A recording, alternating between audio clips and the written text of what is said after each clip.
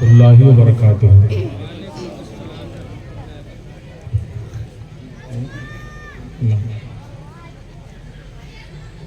نحمده ونصلي على رسوله الكريم، اما بعد، اعوذ باللہ من الشیطان الرجیم،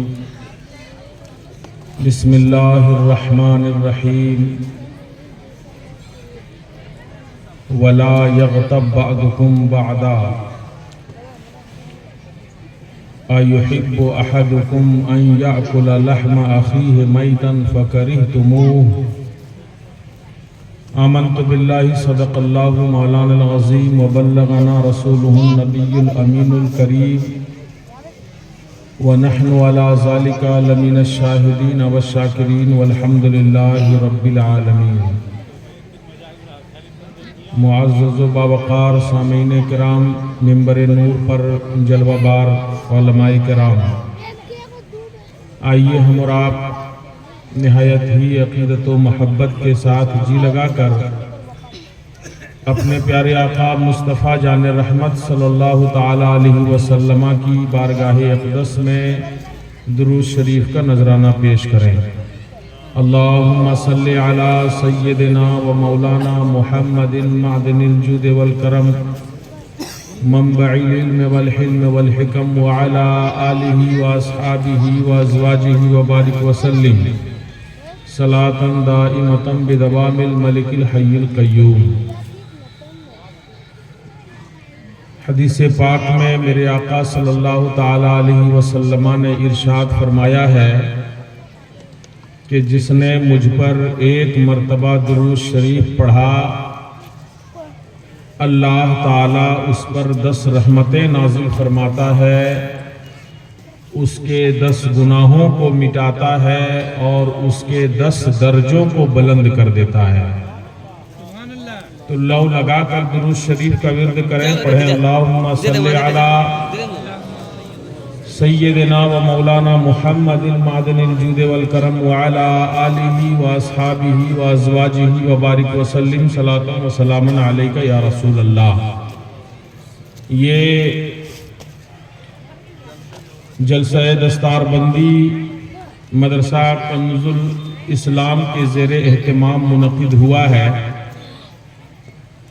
دعا کریں اللہ تعالیٰ اسے قبول فرمائے اور ہم سب کی حاضری کو اللہ تعالیٰ قبول فرمائے۔ آج کے اس مجمع میں 2/3 عورتیں نظر آ رہی ہیں اور 1/3 مرد ہیں، اور یہ قیامت کی نشانیوں میں سے ایک نشانی ہے۔ عورتوں کی تعداد بڑھ جائے، مردوں کی تعداد کم ہو جائے، یہ قیامت کی نشانی ہے۔ ایسے موقع پر مردوں کی تعداد بھی زیادہ ہونی چاہیے تھی، لیکن جو بھی ہیں الحمدللہ جم کر بیٹھے ہوئے ہیں اور سن رہے ہیں۔ میں پوری کتاب لے کر کے کھڑا ہو گیا ہوں آج ایک ایسے مسئلے پر گفتگو کرنے کے لیے جو ہمارے معاشرے کے لیے ناسور بنا ہوا ہے، اور ہمارے گاؤں محلوں کی حالت اتنی ابتر اس برائی کی وجہ سے ہو گئی ہے کہ بیٹھتے ایک جگہ ہیں، کھاتے ایک جگہ ہیں، لیکن دل دونوں کا آپس میں نہیں ملتا ہے، کیونکہ معاشرے میں 1-2 ایسے فرصتیہ آدمی ہوتے ہیں جو دن رات اس کام میں مشغول رہتے ہیں کہ میرے خلاف آپ کے دل میں نفرت ڈال رہے ہیں اور آپ کے خلاف میرے دل میں نفرت ڈال رہے ہیں۔ اس کا نتیجہ یہ نکلتا ہے کہ اگر برداشت کرنے کی طاقت اور قوت میرے اندر ہے تو میں برداشت کرتا رہتا ہوں، اور جس دن موقع ہاتھ لگ جاتا ہے اس دن پھر ان کی عزت کی ایسی کی تیسی کر کے رکھ دیتا ہوں۔ یہی حالت معاشرے میں تقریباً ہر گھر کی اور ہر فرد کی ہو چکی ہے اس لیے آج میں نے اپنی گفتگو کا موضوع اسی کو بنایا۔ قرآن مجید میں اللہ تعالیٰ ارشاد فرماتا ہے وَلَا يَغْتَبْ بَعْضُكُمْ بَعْضًا، تم میں سے کوئی ایک دوسرے کی غیبت نہ کرے۔ أَيُحِبُّ أَحَدُكُمْ أَن يَأْكُلَ لَحْمَ أَخِيهِ مَيْتًا، کیا تم میں سے کوئی یہ پسند کرے گا کہ اپنے مردار بھائی کا گوشت کھائے؟ قرآن مجید میں اللہ تعالیٰ اتنے پیارے انداز میں ہمیں سمجھاتا ہے کہ کیا تم میں سے کوئی یہ پسند کرے گا کہ اپنے مردار بھائی کا گوشت کھائے؟ فَكَرِهْتُمُوهُ، تو تم اسے ناپسند کرو گے۔ اگر مردار بھائی کا گوشت تمہارے سامنے پروس دیا جائے تو تم نہیں کھاؤ گے، ناپسند کرو گے۔ پھر تم یہ پسند کیسے کر لیتے ہو کہ اپنے مسلمان بھائی کی غیبت دن بھر کرتے رہتے ہو، چغلی اور غیبت میں لگے رہتے ہیں؟ ہماری ماں بہنیں بیٹھی ہیں، آپ بھی ذرا غور سے سنیں گے، کیونکہ معاشرے میں بعض عورتیں ایسی ہوتی ہیں کہ اگر چغل خوری کا ایوارڈ دیا جائے تو وہ ایوارڈ لے لیں گے۔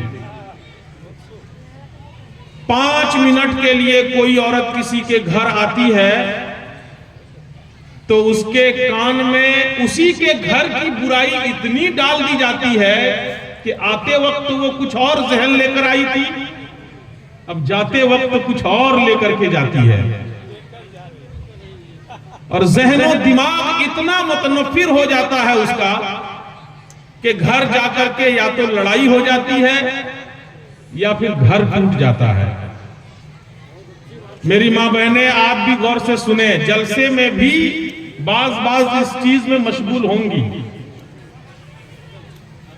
ہاں، اور موضوع سخن یہ بہترین ہوا کرتا ہے کسی کی زندگی پر اچھی سے ٹپنی کرنے کے لیے بیٹھ جاؤ، اور خاص طور سے محلے کے ہمارے بزرگوار حضرات جو ہیں، اماموں، مؤذنوں یا کسی غریب مولوی کو اتنے ہلکے میں لیتے ہیں کہ سامنے سے اگر وہ گزر گیا ذرا اچھا سا پہن کر کے تو پھر تو ان کی زندگی کو ادھیڑ کر لوگ رکھ دیتے ہیں۔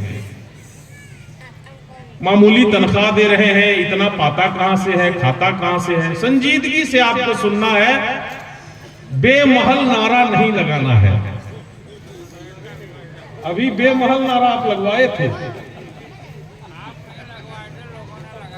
ہم انہی کو کہہ رہے ہیں، دوسرے کو نہیں کہہ سکتے، اسی لیے جن کو کہہ سکتے ہیں ان کو کہہ رہے ہیں۔ اب یہ کہہ رہے ہیں کہ اس نے ہم کو کہا کہ آپ بھی مل کر 10 ٹکا ہمارے ساتھ مل کر بھیک مانگیے، تو اس بات پہ نعرہ لگ گیا۔ اب آپ بتائیے یہ کون سی دین کی بات تھی؟ کون سا مسئلہ یہ تھا جس پر نعرہ لگنا تھا؟ اتنا غیر ذمہ دار بھی اسٹیج نہیں ہونا چاہیے۔ اس بات کا احساس رکھیں، اور داد جب بھی دیں تو سوچ کر دیں کہ ہم جس چیز پر داد دے رہے ہیں وہ قابل داد ہے بھی یا نہیں ہے۔ ارے بھائی، ایک جگہ تقریر ہو رہی ہے، تقریر کرنے والا کہہ رہا ہے کہ حضور سید عالم صلی اللہ تعالی علیہ وسلم وادی جہون کی جانب جب تشریف لے گئے تو ابو جہل اور اس کے ساتھیوں نے مل کر اتنا پتھر مارا میرے آقا کو کہ جسم زخمی ہو گیا اور خون سے تر بتر ہو گئے۔ تو مجمع سے ایک آدمی کھڑا ہو کے نعرہ لگا رہا، ہماری قوم کی حالت اتنی بری ہو چکی ہے، چہرہ دیکھ کر نعرہ نہیں لگانا ہے، سبحان اللہ بھی نہیں کہنا ہے، موقع محل دیکھ کر کے کرنا ہے، ہے کہ نہیں؟ اور ایک بات میں بڑے ادب کے ساتھ اور بڑی ہی قلب کے ساتھ عرض کرنا چاہتا ہوں، تمام بزرگان دین ہمارے سروں کے تاج ہیں، لیکن ان بزرگوں کے سروں کے بھی کوئی تاج ہیں، ہے کہ نہیں؟ ہمارے اسٹیجوں پر ایک یہ بھی مسئلہ پیش آ چکا ہے کہ منقبت کے اشعار کے بڑے زور و شور سے داد دیتے ہیں اور نعت شریف میں خاموش رہتے ہیں، یہ ناانصافی ہے یا نہیں ہے؟ بولیے۔ بہت اچھے، بہت خوب۔ یہ ناانصافی ہے یا نہیں ہے؟ بے شک۔ ارے جن کے صدقے میں پوری کائنات رب نے بنایا، ان کی تعریف ہو اور ہم خاموش بیٹھے رہیں، اور پھر وہیں پر اسی اسٹیج میں اسی گھڑی کوئی منقبت کا شعر آ جائے تو اچھل پڑے۔ ایسا عمل نہ کریں کہ جس کی وجہ سے ہمارا مواخذہ قیامت کے دن ہونے لگ جائے۔ اللہ تعالی ہم لوگوں کی اصلاح فرمائے۔ درود شریف پڑھ لیں۔ اللہم صلی علی سیدنا و مولانا محمد معدن الجود والکرم منبع العلم والحلم والحکم وآلہ وبارک وسلم صلاۃ و سلام علیک یا رسول اللہ صلی اللہ تعالی علیہ وسلم۔ کچھ باتیں یہاں بھی میں کہہ سکتا ہوں کیونکہ یہ میری سسرال ہے، ہم کو حق ہے اتنا کہنے کا نا۔ نہیں، جنت میں تو بالکل نہیں ہے۔ آئیے میں آپ حضرات کو احادیث مبارکہ کی روشنی میں بتاتا ہوں کہ چغل خوری اور غیبت کرنا یہ کتنا بڑا جرم ہے۔ سب سے پہلے یہ جان لیجئے کہ غیبت اور چغلی ہے کیا۔ بہت لوگوں کو اس کے بارے میں پتہ بھی نہیں ہے کہ غیبت کیا ہے اور چغلی کیا ہے۔ جب وہ چغلی کر رہے ہوتے ہیں یا کسی کی غیبت کر رہے ہوتے ہیں، یعنی کسی کی برائی بیان کر رہے ہوتے ہیں، اور کوئی سمجھدار آدمی ان کو سمجھائے اور کہنے لگ جائے کہ بھائی غیبت مت کرو، غیبت کرنا گناہ ہے، تو وہ جواب کیا دیتے ہیں کہ میں غلط تھوڑو نہ بول رہا ہوں، میں تو وہی کہہ رہا ہوں جو برائی ان کے اندر ہے، میں تو ریئل بات بیان کر رہا ہوں، جھوٹی بات نہیں کہہ رہا ہوں۔ یہی کہتے ہیں نا۔ سنیے حدیث پاک میں میرے آقا نے ارشاد کیا فرمایا۔ ان ابی ہریرہ رضی اللہ تعالی عنہ ان رسول اللہ صلی اللہ تعالی علیہ وسلم قال اتدرون ما الغیبۃ قالوا اللہ ورسولہ اعلم قال ذکرک اخاک بما یکرہ قیل افاریت ان کان فی اخی ما اقول قال ان کان فیہ ما تقول فقد اغتبتہ وان لم یکن فیہ ما تقول فقد بہتہ۔ اللہ اکبر۔ میرے آقا ارشاد فرماتے ہیں صحابہ سے، اے میرے صحابہ، کیا تمہیں پتا ہے غیبت کیا چیز ہے؟ تو صحابہ نے عرض کیا یا رسول اللہ، اللہ اور اس کے رسول کو زیادہ معلوم ہے، بتایا جائے میرے آقا غیبت کسے کہتے ہیں؟ تو میرے آقا نے ارشاد فرمایا اپنے بھائی کا اس چیز کے ساتھ ذکر کرنا جس کو تمہارا بھائی ناپسند کر رہا ہے، اس کی کسی ایسی برائی کا ذکر اس کے غائبانے میں کرنا جس برائی کو لوگوں کے بیچ سنانے کو وہ ناپسند کرے، اچھا نہ سمجھے، یہی چیز اس کے پیٹھ پیچھے بیان کرنا یہ غیبت ہے۔ تو صحابہ نے عرض کیا یا رسول اللہ، اگر اس میرے بھائی کے اندر وہ برائی واقعی ہے جو ہم اس کے پیٹھ پیچھے بیان کر رہے ہیں تو بھی کیا یہ غیبت ہے؟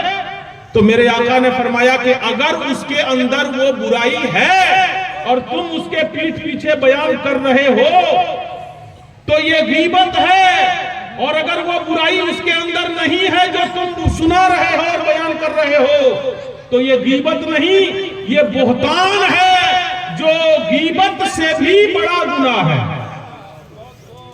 سمجھ میں بات آ رہی ہے نا؟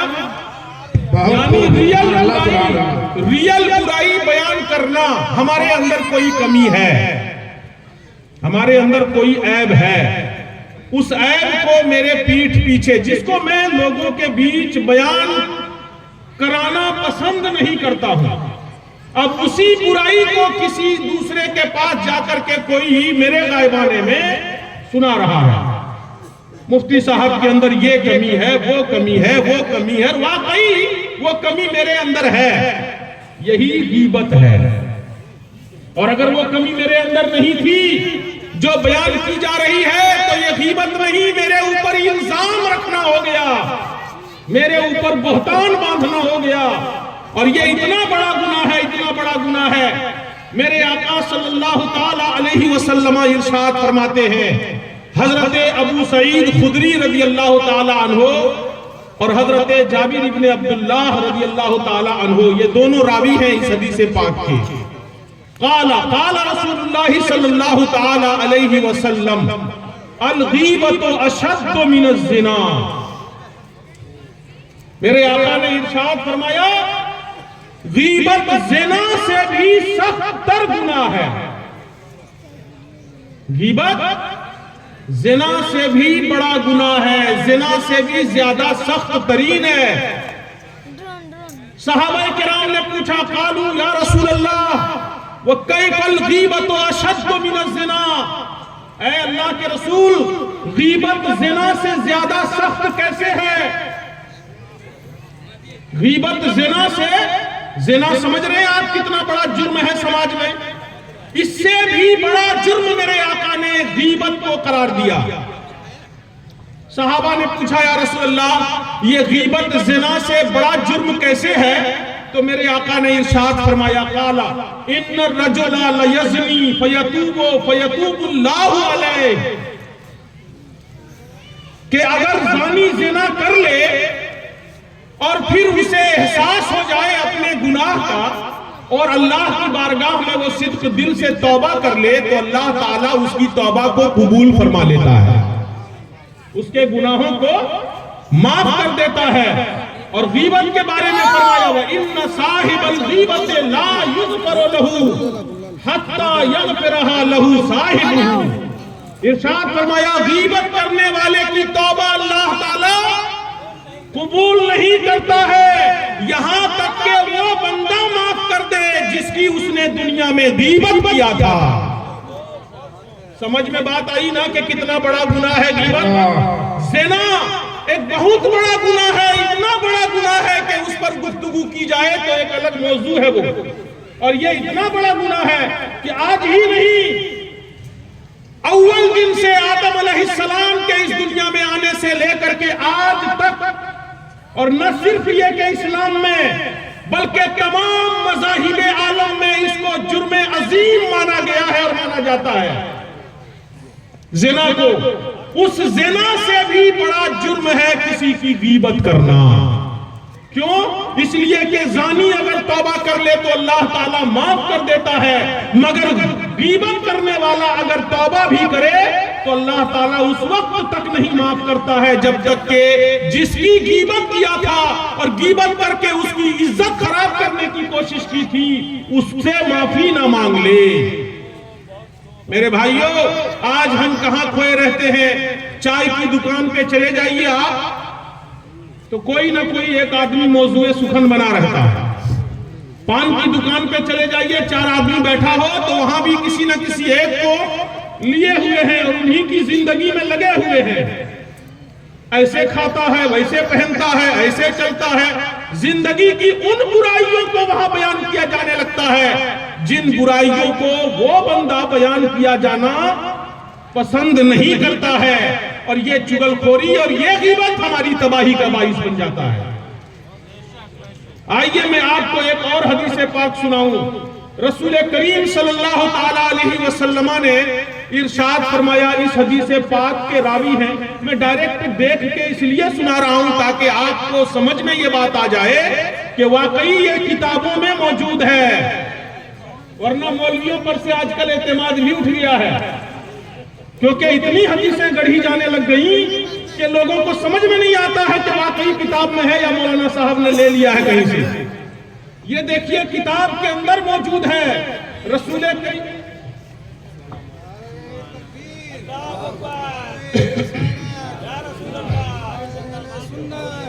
درود شریف پڑھ لیں. اللہم صلی علی سیدنا و مولانا محمد معدن الجود والکرم منبع العلم والحلم والحکم وآلہ وبارک وسلم صلاۃ و سلام علیکہ یا رسول اللہ. آقا کریم صلی اللہ تعالیٰ علیہ وسلم نے ارشاد فرمایا، حضرت عبد الرحمن ابن غنم اور حضرت اسماء بنت یزید رضی اللہ تعالیٰ عنہما، یہ دونوں راوی ہیں اس حدیث پاک کے. یہ دونوں کہتے ہیں ان النبی صلی اللہ تعالیٰ علیہ وسلم قال خیار عباد اللہ الذین اذا رؤوا ذکر اللہ. کہیے سبحان اللہ.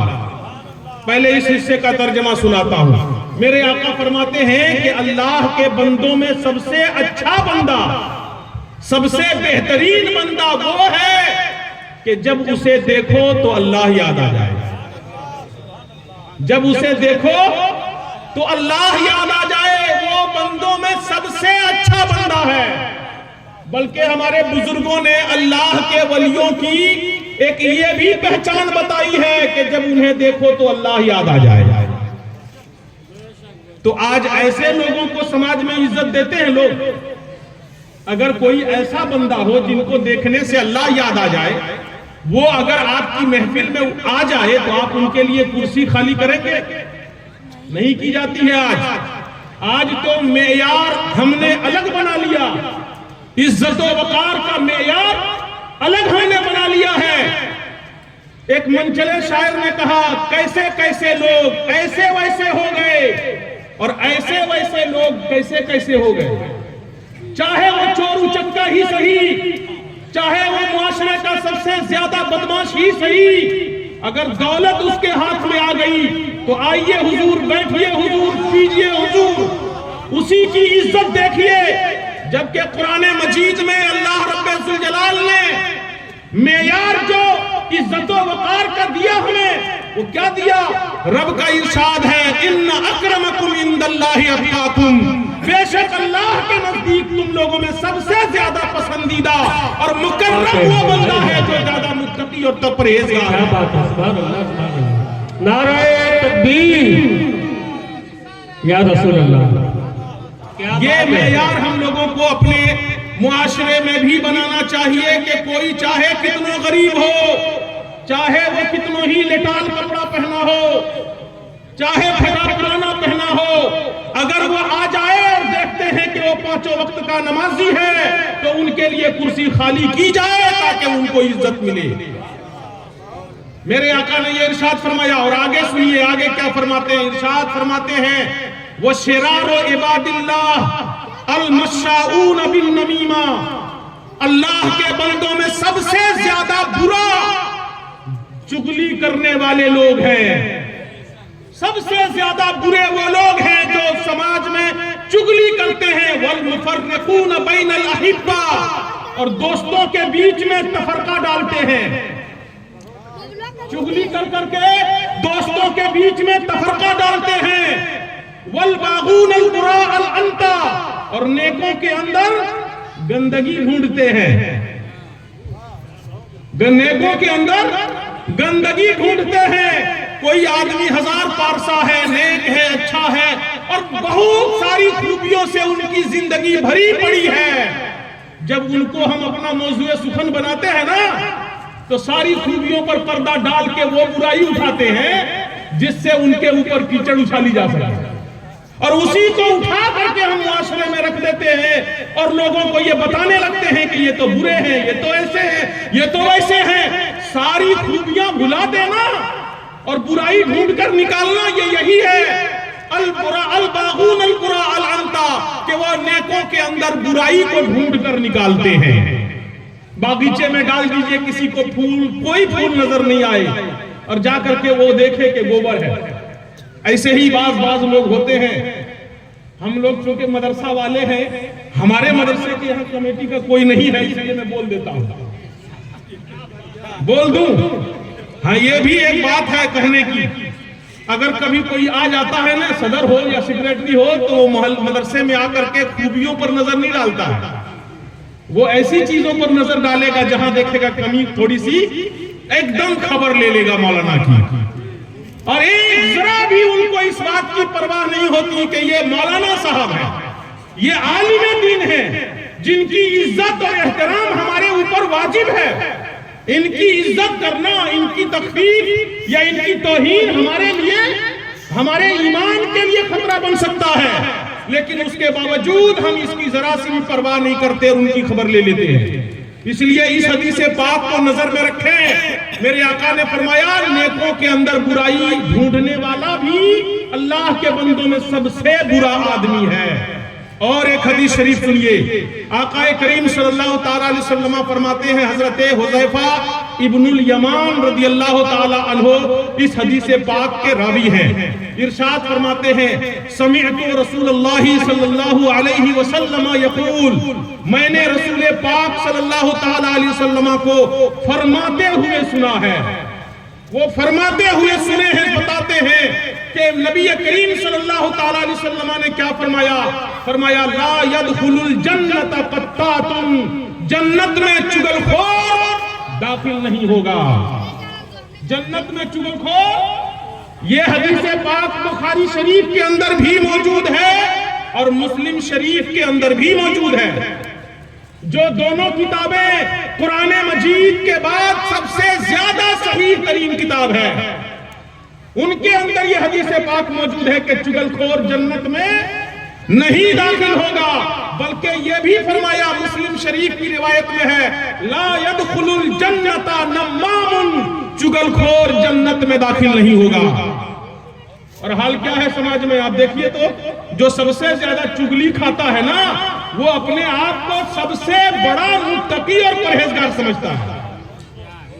اگر کوئی ایک ذرا کہہ دے اس کو، صحیح بات کہہ رہے ہیں کہ وہ سب سے بڑا ہوشیار بھی اپنے آپ کو سمجھتا ہے کہ سب کو چٹیا بنا کے لڑا رہے ہیں اور ہمارے بارے میں کسی کو پتے نہیں، جبکہ وہاں ان سے بھی بڑے عقل مند لوگ ہیں، جان رہے ہیں، لیکن صبر و تحمل سے کام لے رہے ہیں، تو اس کا یہ مطلب نہ سمجھا جائے کہ ہم ہی عقل مند ہیں۔ چگل خوری کرنے والا اپنی برائیوں پر نظر نہیں ڈالتا، وہ دوسروں کی برائیوں کو دیکھتا ہے، خود کو متقی، پرہیزگار، عابد شب، زندہ دار اور نہ جانے کتنی بڑی بڑی خوبیوں کا حامل اپنے آپ کو سمجھتا ہے، جبکہ اس گناہ کی وجہ سے اپنے آپ کو اتنے بڑے جرم میں مبتلا کر لیا کہ کل قیامت کے دن وہ جنت کی بو بھی نہیں پا سکے گا۔ اور سنیے، میرے آقا نے ایک حدیث پاک میں فرمایا، میرے صحابہ تمہیں پتا ہے مفلس کون لوگ ہیں؟ تو صحابہ نے عرض کیا یا رسول اللہ مفلس تو وہی لوگ ہوں گے نا جن کے پاس مال نہیں ہے، دولت نہیں ہے۔ میرے آقا نے فرمایا نہیں، مفلس وہ آدمی ہے کہ کل قیامت کے دن جب خدا کی بارگاہ میں حاضر ہوگا تو اس کے خلاف دعویٰ ہوگا، مولا اس نے میرے اوپر دنیا میں ظلم کیا ہے۔ بندے سے اللہ پوچھے گا کیا چاہتے ہو؟ بندہ کہے گا مولا مجھے اس نے ستایا تھا، زبان سے تکلیف دی تھی، اس لیے آج میرے گناہ اس کے سر پہ لاد دیے جائیں اور ان کی زندگی کی ساری نیکیاں مجھے دے دی جائیں۔ اللہ تعالیٰ فرشتوں کو حکم دے گا نام عمل کے سارے گناہ ان کے سر پہ اور ان کی نیکیاں ان کے سر پہ ڈال دی جائیں گی۔ اب بتائیے کچھ بچا؟ آقا فرمانے لگے وہی آدمی سب سے بڑا مفلس ہے، دنیا سے نیکی کر کے گیا، روزے رکھا، زکات دیا، حج کیا، مگر کسی مسلمان بھائی کے حق میں گرفتار تھا، کل قیامت کے دن وہ ساری نیکیاں اسے دوسرے کو دینی پڑی اور وہ بے یار و مددگار بغیر کسی نیکی کے میدان محشر میں کھڑا پڑا رہ جائے گا۔ اللہ اکبر! اندازہ لگائیں ہم آج اس دنیا میں کیا کر رہے ہیں۔ حدیث پاک میں میرے آقا نے ارشاد فرمایا المسلم من سلم المسلمون من لسانہ و یدہ، مسلمان وہ ہے کہ جس کی زبان سے اور جس کے ہاتھ سے دوسرا مسلمان بچا رہے ہیں۔ آج آپ کی خوشی ہم کو دیکھی نہیں جاتی، آپ خوش ہو گئے تو ہم پریشان، آپ پریشان تو ہم کو خوشی ہو گئی، جبکہ تو ہمیں ہونا یہ چاہیے ایک عضو کے مانند، حدیث پاک میں کہا گیا ہے ایک عضو کے مانند مسلمانوں کو ہونا چاہیے کہ اگر ہاتھ کو چوٹ لگتی ہے تو دل کو تکلیف ہوتی ہے، ایسے ہی تمہارے معاشرے میں کسی ایک کو چوٹ لگے تو تکلیف تمہیں بھی ہو۔ سارے مسلمانوں کو ایک جسم کے عضو کے مانند ہو جانا چاہیے۔ درود شریف پڑھ لیں، اللہم صلی علی سیدنا و مولانا محمد معدن الجود والکرم وعلی آلہ و اصحابہ و بارک وسلم، صلاۃ و سلام علیکہ یا رسول اللہ۔ امام غزالی رحمت اللہ تعالی علیہ نے ایک حدیث شریف بیان فرمایا، وہ فرماتے ہیں احیاء العلوم شریف میں، فرماتے ہیں لا يدخل الجنت قاطع، جنت میں قاطع داخل نہیں ہوگا۔ بخاری شریف میں یہ حدیث پاک ہے، فرمایا قاطع جنت میں داخل نہیں ہوگا۔ صحابہ کرام پوچھنے لگے یا رسول اللہ قاطع کون ہے؟ تو میرے آقا فرمانے لگے جو دو لوگوں کے درمیان محبت کے رشتے کو کاٹے، یعنی چغل خور کل قیامت کے دن جنت میں داخل نہیں ہوگا۔ اندازہ لگائیں. بلکہ آپ کو ایک اور حدیث شریف سناتا ہوں. میرے آقا صلی اللہ تعالی علیہ وسلم جب معراج میں تشریف لے جانے لگے، سنیں اور عبرت حاصل کریں کہ آج ہم معاشرے میں کر کیا رہے ہیں. 24 گھنٹے میں سے اگر سونے میں کچھ ٹائم نکل جاتا ہے نا تو وہی بہتر ہے. باقی جگے ہوئے جتنا ٹائم نکالتے ہیں اس میں اکثر وقت لوگوں کا دیکھیے تو چغل خوری میں ایک دوسرے کی زندگی کو بتا رہے ہیں. یہاں تک چغل خوری ہے. سنیے، اگر کوئی چھوٹے قد کا ہے اور وہ اس کو پسند نہیں کرتا ہے کہ میرے بارے میں کہا جائے کہ یہ ناٹا ہے، ان کے غائبانے میں اگر آپ کہہ دیں کہ ارے وہ تو ناٹا ہے، یہ بھی چغل خوری ہے، یہ بھی غیبت ہے، ان کی برائی. اچھا، غیبت میں سے بعض چیزوں کے بارے میں بھی وضاحت سن لیجئے، ورنہ علماء کرام کو بھی آپ لپیٹنا شروع کر دیجئے گا. ہم لوگ اسٹیج پر ابھی حضرت علامہ یاسین اختر صاحب نے بہت ہی شاندار ایک دم سلیس زبان میں جو آپ کو صاف سمجھ میں آ جائے سمجھا کے بتا دیا ہے نا. اب بد مذہبوں کے بارے میں انہوں نے اتنا کچھ مائک میں آ کر کے کہا تو کیا آپ ان کو چغل خور کہیں گے؟ غیبت کرنے والا کہیں گے؟ نہیں. کسی ایسے شخص کی برائی کو بیان کرنا جس کی برائی سے آپ کے عقیدے کو یا آپ کے عمل کو، آپ کے معاشرے کو نقصان پہنچنے کا ڈر ہو، اس کی برائی لوگوں کے بیچ بیان کر دینا، بتا دینا تاکہ لوگ اس سے اپنے آپ کو بچا کر رکھیں، یہ نہ صرف یہ کہ جائز ہے بلکہ ثواب کا کام ہے. چغل خوری اس کو نہیں کہتے ہیں، اور اس پر حدیث پاک بھی موجود ہے. اس کو چغل خوری نہیں کہتے ہیں. چغل خوری کسی مسلمان کی ایسی برائی. اچھا، کوئی مسلمان نماز نہیں پڑھتا ہے، علل اعلان نماز چھوڑ رہا ہے، کبھی نماز نہیں پڑھتا، علل اعلان سب کو دکھا کے نماز چھوڑ رہا ہے. اگر اس کو کسی آپ کے غائبانے میں کسی کو سنا دیا جائے کہ فلاں تو بے نمازی ہے، یہ چغل خوری ہوگی؟ نہیں. یہ بھی چغل خوری اور غیبت نہیں ہے. کیوں؟ اس لیے کہ اس گناہ کو وہ بیان کیے جانے کو یا لوگوں کو بتانے کو برا نہیں سمجھ رہا. اگر برا سمجھتا تو نماز پڑھتا، نماز کے ٹائم میں ڈھیٹ بن کے پڑکھا پہ نہیں بیٹھا رہتا، وہ نماز کے وقت کم سے کم چھپ جاتا. جیسے نہیں روزہ رکھنے والے روزہ نہیں رکھتے ہیں مگر روزہ داروں جیسی صورت بنا کے گھومتے ہیں تاکہ لوگ جان نہ جائیں کہ وہ بے روزہ ہے. تو ایسے عیوب جس کو وہ چھپ کر کرے اس کو لوگوں کے بیچ بیان کرنا غیبت ہے. یا پھر کوئی ایسا جرم جس جرم کی وجہ سے معاشرے کو نقصان پہنچنے کا ڈر ہو اسے بھی بیان کرنا غیبت نہیں ہے. اس کی وضاحت بھی میں نے کر دی. تو چغل خور اور غیبت کرنے والا قیامت کے دن جنت میں نہیں داخل ہوگا. بلکہ ایک حدیث پاک سنیے، رسول کریم صلی اللہ تعالی علیہ وسلم جب معراج میں تشریف لے جانے لگے تو آپ نے دیکھا کچھ لوگ اپنے ہی ہاتھ کے ناخنوں سے اپنے چہرے کا گوشت نوچ نوچ کے اتار رہے ہیں. میرے آقا نے پوچھا، اے جبرائیل یہ کون لوگ ہیں؟ تو جبرائیل امین نے عرض کیا، یا رسول اللہ یہ وہ لوگ ہیں جو دنیا میں اپنے بھائیوں کی چغلی کھایا کرتے تھے، ان کی غیبت کر کے ان کی عزت کو نقصان پہنچایا کرتے تھے. میرے بھائیوں محاسبہ کریں دل پر ہاتھ رکھ کے. اور ماں بہنیں آپ ضرور سوچئے گا، ساس اگر چلی جاتی ہے کسی دوسرے کے گھر میں نا تو کسی کی بات سنے نہ سنے اپنی پتوہو کے لیے تو ضرور سن لیتی ہے کچھ نہ کچھ، اور سنانے والی بھی شوق سے انتظار میں، یا لو ہم تو بہت انتظار میں تھے آپ کب آئیں گے، وہ بہت خاص بات ہے. اب وہ خاص بات اس کو سنا دیتی ہے. اب وہ ساس گھر میں جا کے پتوہو سے لڑائی کرنے لگتی ہے. حد تو جب ہو جاتی ہے جناب، آپ جائیے مہمانی میں کسی کے یہاں، آدھے گھنٹے کے لیے جائیے گا ہی، آدھے گھنٹے میں آپ کے پریوار کو اتنا کچھ سنا دیا جائے گا کہ اس کا ذہن و دماغ خراب ہو جائے گا. ہے کہ نہیں ہے؟ یہ معاشرے میں اتنا بڑا جرم ہے میری ماں بہنیں.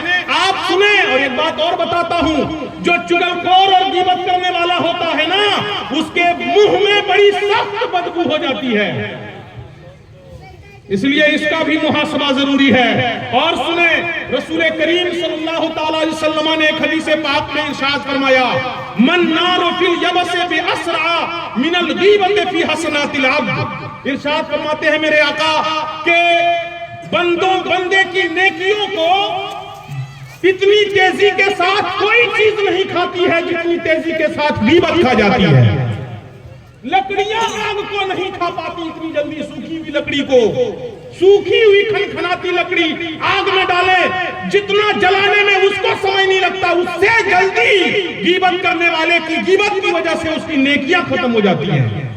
अल्लाह अकबर। अंदाजा लगाएं हम कितना बड़ा जुर्म कर रहे हैं। अब एक बात और सुनाएं और फिर गुफ्तगू को समेट लें। अल्लाह रब्बुल जुल जलाल ने जब जन्नत बनाया, यह भी हदीस पाक है, इहया-उल-उलूम शरीफ के अंदर मज़कूर है कि जब अल्लाह ताला ने जन्नत को पैदा फरमाया तो जन्नत से कहा, ए जन्नत तू कलाम कर, बात कर। तो जन्नत ने बात करना शुरू किया और कहा, परवरदिगारा, बड़ा खुश नसीब होगा वो बंदा जो जन्नत में दाखिल होगा, वो बड़ा नेक बख्त होगा जो जन्नत में दाखिल होगा। तो परवरदिगार आलम ने इरशाद फरमाया, कहा, ए जन्नत सुन, मुझे मेरी इज्जतो जलाल की कसम, मुझे मेरी इज्जतो जलाल की कसम, 8 किस्म के लोग जन्नत में दाखिल नहीं होंगे। कितने किस्म के लोग? 8 लोग, 8 किस्म के लोग जन्नत में दाखिल नहीं होंगे। जन्नत ने पूछा, मौला वो कौन 8 लोग हैं जो जन्नत में नहीं दाखिल होंगे? तो अल्लाह ताला ने बयान फरमाया कि सबसे पहला आदमी वो है जो शराब का आदी हो, जो शराब पीने की आदत बना ले, उसको जन्नत में दाखिला नहीं मिलेगा।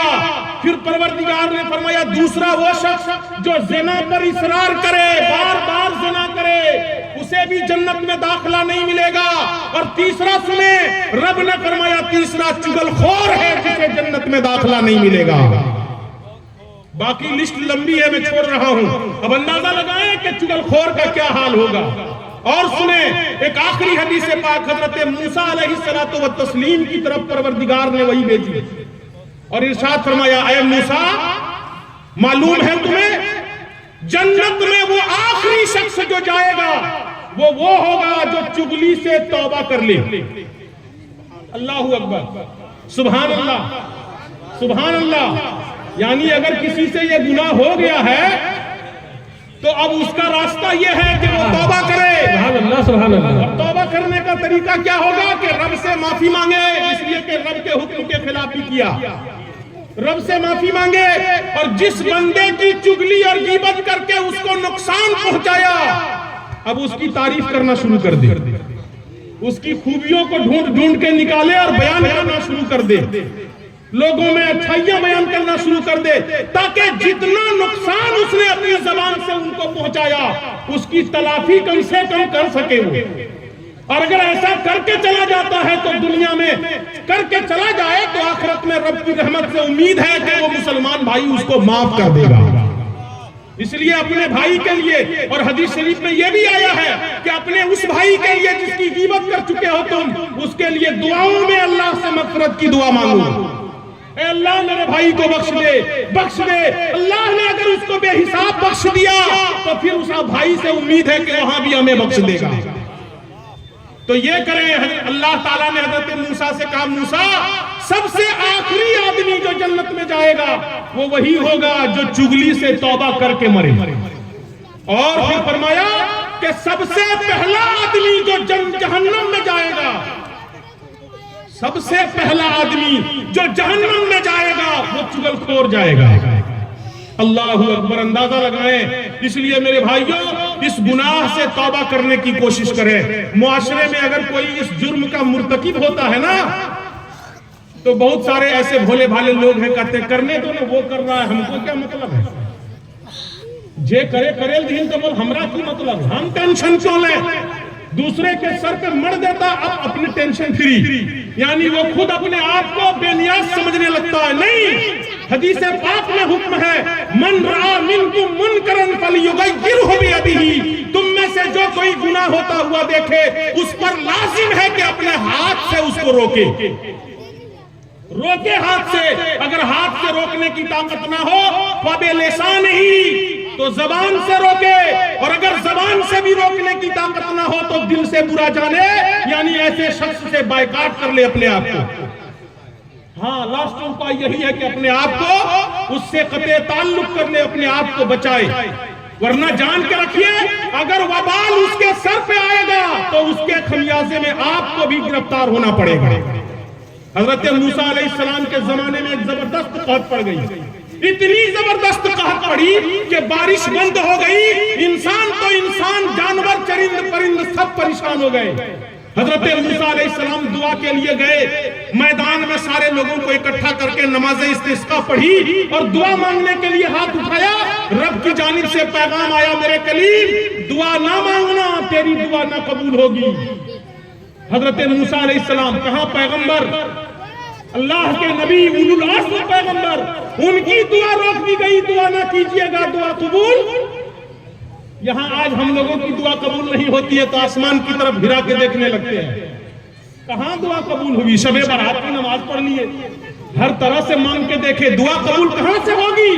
یا تو کچھ ہمارے عمل ہمارے پیچھے لگے ہوئے ہیں، یا تو پھر سماج کے کچھ لوگ ہماری دعا کے پیچھے لگے ہوئے ہیں، جس کی وجہ سے ہماری دعا قبول نہیں ہوتی ہے۔ موسیٰ علیہ السلام کی دعا روک دی گئی، دعا نہیں مانگے گا، قبول نہیں ہوگی۔ رب سے دعا کی، مولا کیوں قبول نہیں ہوگی؟ کہا جس پاپی کی وجہ سے بارش روکی گئی ہے وہ پاپی اس مجلس میں موجود ہے، اس کو کہہ دیجئے اٹھ کر چلا جائے گا، ابھی بارش نازل کر دیں گے۔ اللہ تعالیٰ نے کہا، حضرت موسیٰ علیہ السلام نے کہا مولا میں کیسے کہوں؟ کہا تو اعلان کر دے، میرا کام ہے پہنچانا۔